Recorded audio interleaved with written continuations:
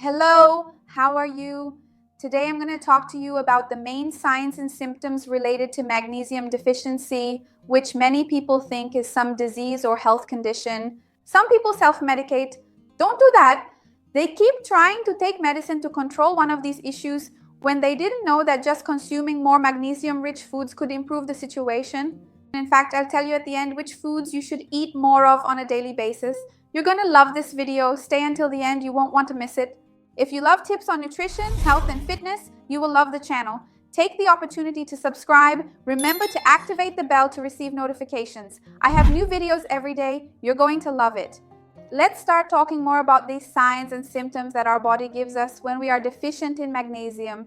Our body is very wise, nature is super wise, and it always gives some sign, some symptom for us to notice that something is different. Magnesium deficiency might be more common than you think. I will tell you which people are more at risk, and it also relates to one's diet. I will explain this to you further.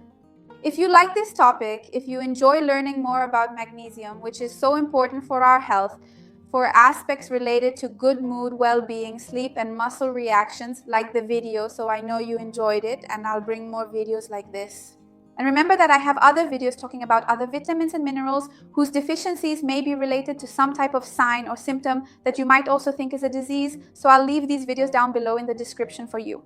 The first major sign that people think is some type of disease, they think they might have fibromyalgia or some type of muscle problem, is that related muscle fatigue. Many people think this could be a disease, a more serious health problem, because they have already tried to treat it in other ways and that muscle weakness persists, that muscle fatigue. It makes perfect sense to always think about and check in a blood test whether you are deficient in magnesium or not, because magnesium is closely related to muscle contraction, nerve impulse transmission, and when you are deficient in it, you may experience more muscle weakness.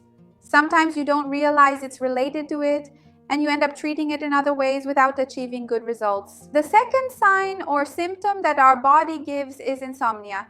Many people think they have a problem related to anxiety, a problem related to some type of hormone, melatonin production, and they forget to check how the magnesium levels in our body are functioning.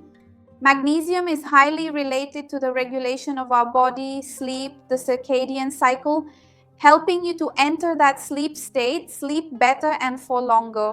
So when you have been having a lot of difficulty falling asleep, staying asleep with good quality sleep, it is worth investigating how your magnesium levels are. Remember, I also have several videos on the channel talking about the benefits of magnesium, which is the best type of magnesium to take if you have different health conditions, because there are various types of magnesium. I don't know if you are aware of that. I will leave that video here. I also have a video on the channel for you talking more about the relationship between magnesium and anxiety, which is the best magnesium for anxiety. I will leave it below in the description for you. In fact, this is already another sign and symptom of magnesium deficiency itself, the decrease in the amount of magnesium in our body, which is anxiety or depression. Some people think they are more anxious, feeling that sensation of panic, anxiety, palpitations, agitation. There are people who develop depressive conditions, and of course, if you have any of these issues, you should seek help from a psychiatrist, a psychologist, or a doctor in your city to help you resolve it. But when you are with them, remember to ask during the consultation to also check your magnesium levels. Because many people, along with the therapy prescribed by the doctor, whether it is with a psychotherapist or pharmacological, achieve even better results when they supplement with magnesium. It is always worth investigating whether behind your mood-related condition, which we refer to as mood in a broader sense, but this more psychological aspect, there is a magnesium deficiency involved or not. Another sign of magnesium deficiency is muscle cramps, and many people think they are overdoing physical activity, have a potassium deficiency, and then eat a banana or a potato. And sometimes they don't even know that magnesium is also related to muscle contraction, as I mentioned.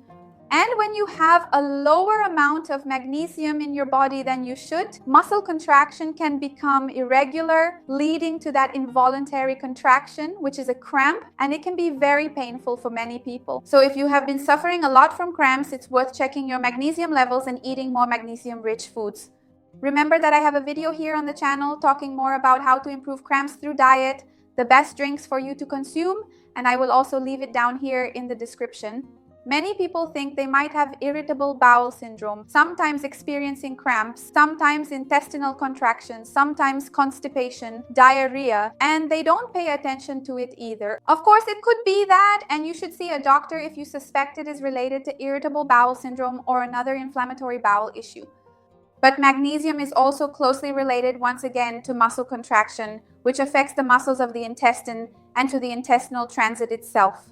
So it might be that in your case you experience more diarrhea, more constipation, or irregular transit, and this could also be related to magnesium. There are many people who start taking magnesium for anxiety or to sleep better for muscle issues, and they say that it also started to improve their bowel movements, regularity, and reduce constipation. So also observe how your magnesium levels are if you suffer a lot with intestinal issues. Many people want to know who is at risk of magnesium deficiency. Of course, there are various health conditions that can put you at greater risk, but nowadays we definitely have to talk first about dietary monotony. Many people have the habit of eating ultra-processed food, very repetitive food. Sometimes a person eats only a few foods every day, repeats the same vegetables a lot, or even doesn't consume vegetables at all, consumes a lot of fast food, and this can lead to magnesium deficiency. Since magnesium is very closely related to intestinal issues, if you already have some type of intestinal problem, some type of inflammatory disease, or intestinal resection, any problem with intestinal malabsorption, you may also have a magnesium deficiency. Additionally, people who already have kidney problems and those who use certain medications that inhibit magnesium absorption may also be at higher risk of developing this magnesium deficiency. So if you have any of these health conditions, it's important to regularly check your blood to see how your magnesium levels are. Many people want to know which foods you can add more regularly to your daily routine to ensure that you are consuming good sources of magnesium. Of course, we have to start by always mentioning pumpkin seeds, which are a fantastic source of magnesium and are very practical to add on top of your yogurt, salad, smoothie, or green juice. They are very versatile and quite crunchy now, such as in many dishes. It is low in carbohydrates and very rich in nutrients, fibers. Check the description for more info. But you can also get magnesium from black beans, spinach, almonds, and even avocado, which is also a super nutritious food. You see that all of them are superfoods, and they are foods that we can vary and add to our daily routine. So if you can focus on these foods and at least consume some of them every day, you will be able to improve. Now you need to pay attention to whether you really have a magnesium deficiency to determine if you need to take a supplement to reach its levels and try to restore them. So take a look at my video as well, where I talk more about magnesium, its benefits, and the different types of magnesium, so this video doesn't become too lengthy. Tell me below if you consume these source foods, if you take any type of magnesium supplement, if you've ever had any of these signs and symptoms. I would love to see your comment. Remember to like the video and share it with those who will enjoy or need it. Let's expand this chain of good together. See you next time. Bye.